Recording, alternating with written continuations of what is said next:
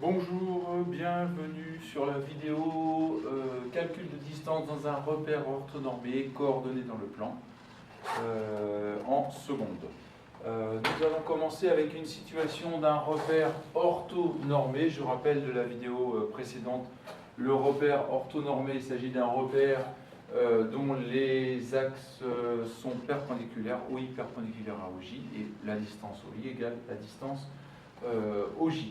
Alors, nous nous intéressons dans cette vidéo au calcul de la distance entre deux points dont on connaît les coordonnées. Alors, petite illustration, pour cela, nous allons effectuer un petit triangle ici, changer de couleur, un petit triangle ici, de manière à partir de A, en partant de A, en suivant la parallèle, enfin, en dessinant la droite parallèle à l'axe des abscisses, passant par le point A. Et de la même façon, là, je ne suis pas parallèle là, voilà, et de la même façon, la droite passant par B parallèle à l'axe des ordonnées. En faisant de cette manière, on obtient un angle droit. En effet, cet angle droit-là, il vient de l'angle droit qui est dans l'origine du repère. Alors, faisant ceci, eh bien, on peut calculer les différentes distances qui se trouvent ici. On va appeler H ce point qui se trouve ici, là. Et la distance qui se trouve ici, en réalité, eh bien, elle correspond à l'abscisse. Ici, on a x de A. Et ici, on a x de B. Donc, en fait, la distance qui se trouve entre A et H, puisqu'on est parallèle à l'axe des abscisses, ça correspond à la plus grande valeur ici, xB, moins la plus petite valeur, xa. Donc ici, on peut dire qu'on a la distance xB moins xa. Voilà. On pourra traiter de la même façon à la verticale, avec l'axe des ordonnées. Ici, on se retrouve avec l'ordonnée de B, YB, et ici, l'ordonnée de A, YA. De cette manière, on obtient la plus grande verticalement ici, puisque la droite BH est parallèle à l'axe des ordonnées. Eh bien, on peut calculer rapidement la distance BH comme étant la plus grande valeur moins la plus petite valeur, donc YB moins YA. Vous me voyez venir, dans un triangle rectangle dont on connaît déjà deux valeurs, on va pouvoir calculer la troisième valeur qui nous intéresse, c'est-à-dire la distance entre A et B. On en vient à la propriété, vous êtes mûrs, on considère un repère orthonormé OIJ et deux points avec un S, A de coordonnées XA, YA, B de coordonnées XB, Y et D.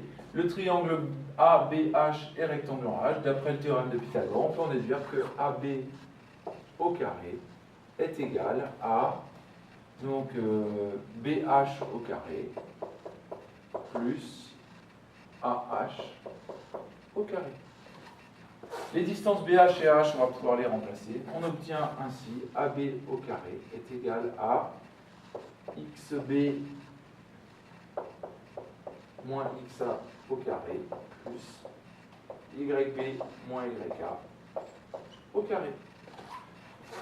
Voilà, la plupart du temps on rédigera de cette façon-là, et puis quand on a besoin de trouver AB, on prend la racine carrée. Ce qui nous amène à la formule que l'on utilisera parfois en classe. Moi je préfère passer par AB au carré.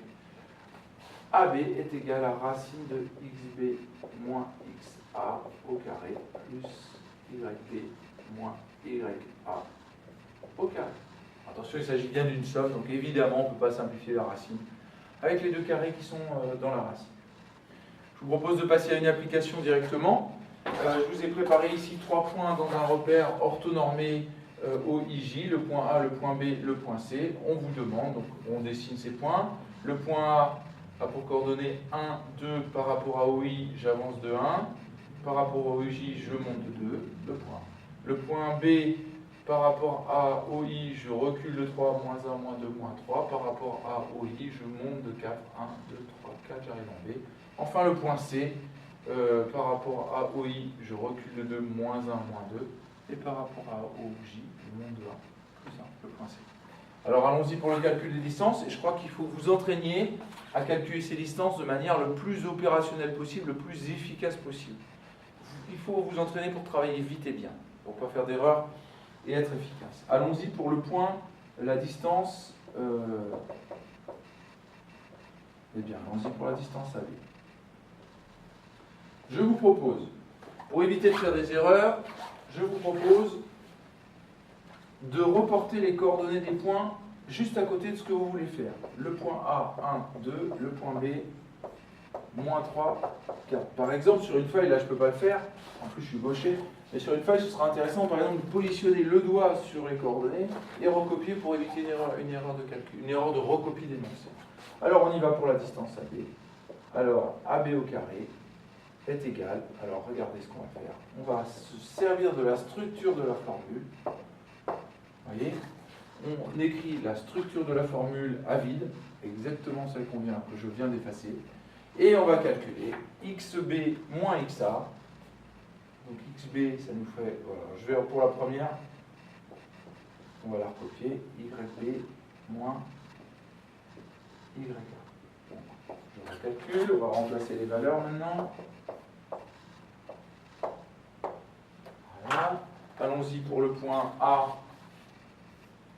Le point A, ce sera XA, donc c'est 1, 2. Et le point B, lui, c'est ici que je mets en bleu, ce sera les X d'abord, moins 3, 4. Il faut que vous puissiez mettre des parenthèses, sauf si vous êtes à l'aise, mais attention, s'il y a un moins, ça fera moins par moins. Voilà, et au final, quand je calcule, j'obtiens quoi? On calcule à l'intérieur moins 3, moins 1. Moins 4 au carré plus 4 moins 2, 2 au carré, ce qui nous donne 16 plus 4, c'est-à-dire 20. Voilà, j'ai calculé AB au carré. Conclusion, il ne me reste plus qu'à calculer la distance AB qui vaut racine carrée de 20. Voilà.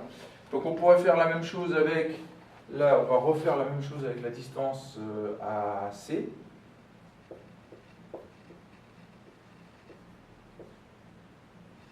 Distance AC. Bon, bah, le point A, lui, c'est 1, 2. Le point C, on le recopie, c'est moins 2, 1. On peut écrire AC maintenant.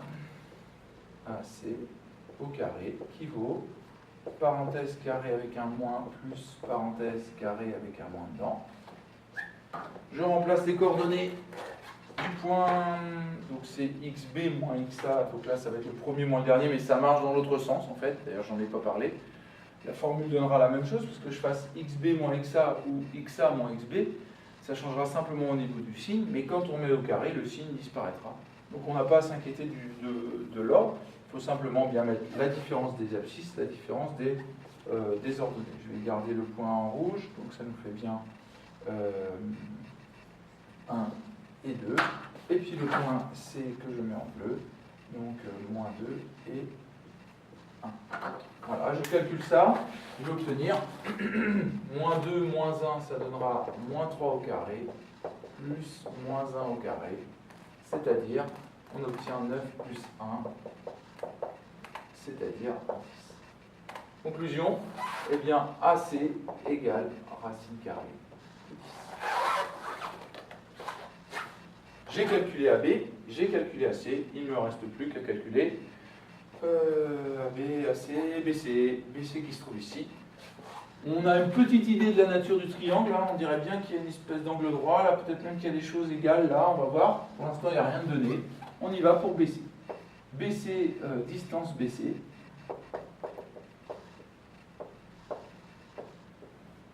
Le point B a pour coordonnées moins 3, 4. Le point C a pour coordonnées moins 2, 1. Donc BC au carré est égal à au carré. Voilà, je vais pouvoir remplacer directement les coordonnées du dernier point, les coordonnées du dernier point, c'est-à-dire de C, que je vais retrouver ici. Donc moins 2 et 1. En fait, dans notre tête, on fait arrivée moins départ. Je fais le point d'arrivée. Le nombre d'arrivées moins le nombre de départ de B. Mais même si ça ne change rien, ça nous servira pour un chapitre plus tard dans l'année sur le chapitre des vecteurs. Alors voilà, et puis enfin le point A. donc il sera moins 3 et 4. Non, je n'ai pas le point A, c'était le point B, bien sûr. Voilà. Et donc je calcule ça, ça me fait moins 2 plus 3, ça va me faire 1 au carré, plus moins 3 au carré, ce qui me donne 1 plus 9, ce qui fait 10. Donc ça veut dire que BC au carré égale 10, donc BC égale racine carrée de 10. Ah, on peut observer ce qui se passe. On a BC qui vaut racine de 10 et on a AC qui vaut racine de 10. On peut donc déjà affirmer que le triangle ABC est un triangle isocèle en C. BC égale AC. Donc ABC est isocèle en C. On peut présumer une autre chose aussi, c'est qu'a priori, on dirait bien qu'il y a un angle droit. Alors on se pose la question d'angle droit. Eh bien on a un outil pour ça. On a la réciproque du théorème de Pythagore. Alors, je vous rappelle, si on présume un angle droit ici, on va présumer qu'ici il s'agit l'hypoténuse, pardon. Donc on va calculer d'une part AB au carré, mais ça, AB au carré, vous voyez, on l'a déjà calculé, ça vaut 20. D'autre part, AC au carré plus BC au carré, et bien ça fait AC au carré, on l'a calculé, c'est 10 plus 10, ça vaut 20 aussi. On en déduit d'après la réciproque du théorème de Pythagore que le triangle ABC est rectangle en C.